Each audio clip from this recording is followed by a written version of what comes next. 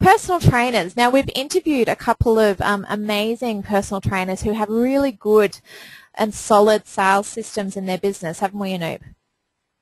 Yes, we have. Yes, but there are quite a number out there as well that struggle with sales in their business. Like, personal training is a growing industry, but with the normalisation of the economy, things are a little bit tougher, and there's not as much discretionary spending at the moment, so they've got to work harder at their sales pitch. Is there any tips from what you've experienced that you could give some personal trainers to help them improve their sales process? I think that with personal trainers, the main thing is that, a lot of personal trainers do some great courses, the IAF, wherever you've been certified and qualified from, and they do add on that sales training. Now, the challenge for you guys is that every other personal trainer has the same sales pitch as you do. So what can differentiate you and make you different and add more value to the client so that you can potentially charge more money? And what it comes down to is actually having the knowledge base of an individual client. You see, I have batted on and I have spoken about needs analysis for industries, and I think personal training actually is probably one of the best industries that does it very well, because a lot of PTs I've used have done that really well. Where they've lost me is that the initial call and greet was good, but they've lost me during the process. I think the challenge with personal trainers is too that yes, the discretionary spend has dropped, but people do still understand that their health is important. Absolutely. And secondly, is to actually get them, in the core emotional space of wanting to stay there because their PT is actually doing the right job for them. So what I think the biggest challenge PTs have is not doing the needs analysis, because I think they do that well, but what I find is they don't do it with a lot of passion and heart. It's a generic survey. So what's important to you? How many days a week would you like to train? What would be your long-term goal? Why do you want to do this? They do that well, but the problem is that's all they do is just do it well. They don't go out on a limb to actually get really passionate for the client. The ones that do, you see them keep their clients for a longer period of time. And what I mean by that is that when they're really talking to the client is, I actually wouldn't have a clipboard with me.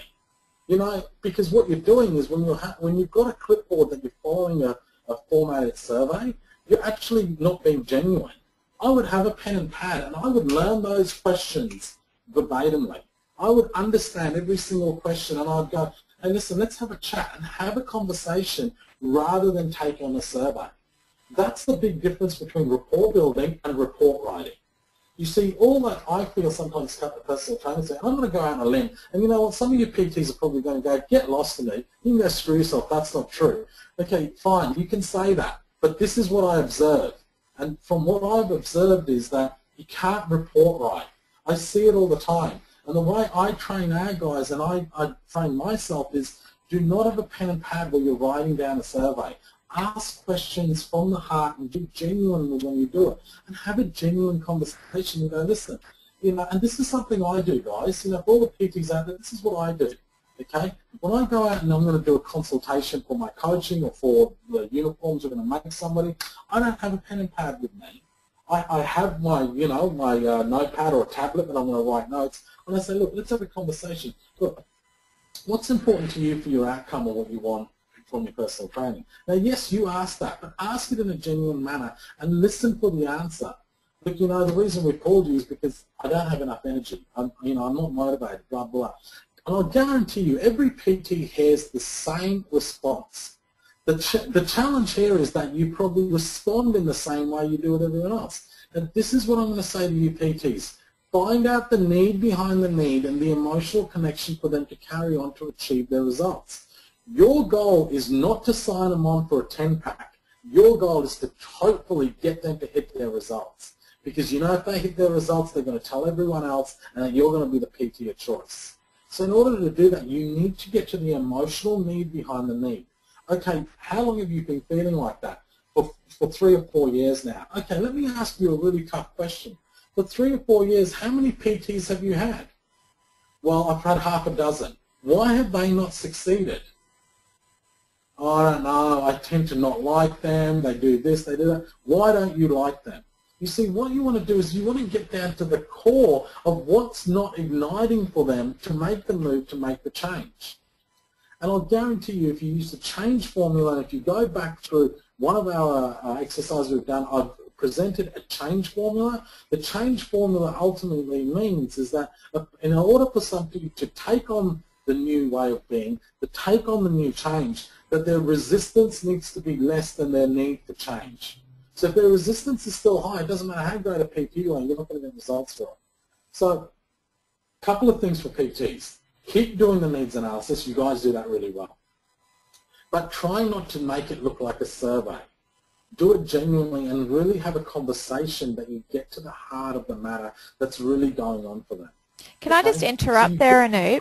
You're not, if they're just doing a survey, they're not actually going to get to the need behind the need, because a survey is just so generic that it doesn't allow you to get to that need behind the need. So you're just going to end up being another personal trainer on their list that didn't work for them.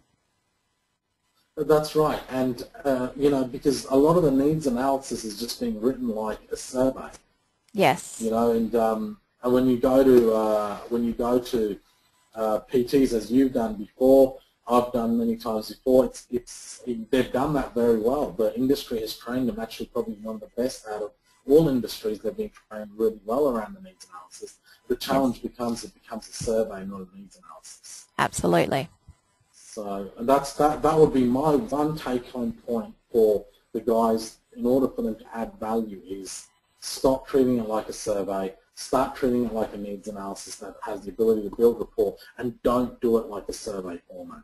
Absolutely. And once you've found that need behind the need, tap into that at each session, because you know at the end of the 10-pack or at session 8 of the 10-pack, if they're not being reminded of why they're there at that base level, then they're going to disappear, aren't they? Yeah. Yeah. Yeah. Yeah. Excellent. Well, hopefully that helps. Just to give you one example. Yeah, you're right. Just to give you one example quickly, I'm about a great PT that I did have, and I remember, you know, I rocked up and I'm just sort of going, oh, look, I don't want to be here. I was making excuses to him showing up next week. And he just turned around and he says, you're about to have a new baby girl. He says, do you want to be that fit daddy or do you want to be that fat guy? And I'm like, you prick. Just connected with my emotional need. And you know what? I worked that hard, and that was on the forefront of my mind that I want to be around. I want to be able to run around with it. So guys, connect with that need and use that to your advantage. Yes, definitely. So hopefully that's helped some of you out today.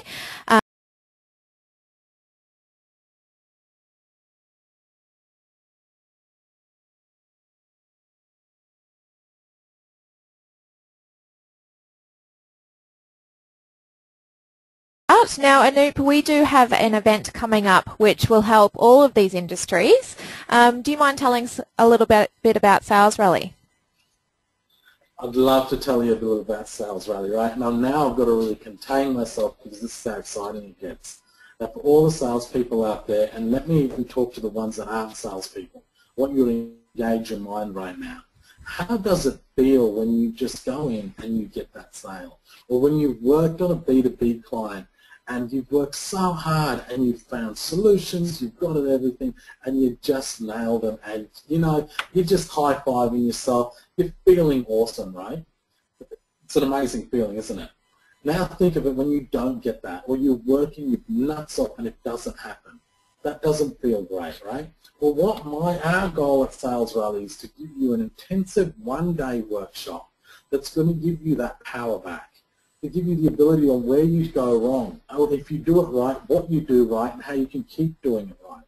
You see, our goal at Sales Rally is not to sell you products, but to give you the ability to sell your own product. That's what we want to do for you. We want to give you some amazing power, some amazing powerful tools to put in your toolbox that you can walk away and go, wow, that was just amazing. I can go out and I can start closing some deals because now I know where I was going wrong. Okay, that's what my promise is, and that's my personal guarantee for Sales Rally, that you will walk away with something so much more powerful than you actually bargained for. Now, you know what? You want to get on quickly because we've only got a week left before the early bird special runs out. Normally the tickets are $249. We're doing them for $199 with 3 cracker speakers. You get me in the morning and the afternoon for a strategic perspective. You get David Mariner from iContract, who's turned a business from zero to multi-million dollars, and just by using effective sales philosophies. Then you get Mike O'Hagan from Mini Movers, who's again an absolute mindful of wisdom that you want to listen to. I've had dinner with this guy a number of times, and he's absolutely fantastic and he's a straight shooter. You've got 3 straight shooting speakers. They're not going to devalue you. They're going to inspire you. We're going to motivate you. We're going to take you to that next level. I'd love to see you guys there. So you know what? Get online, log on, get your mates, book a table, get out there, and remember the early bird special finishes at the end of November. Wonderful. Well, thank you so much for your time, Anoop, and for running this sales meeting. I hope everyone, no matter what your industry, has learned something today, and we will see you back here on Monday morning.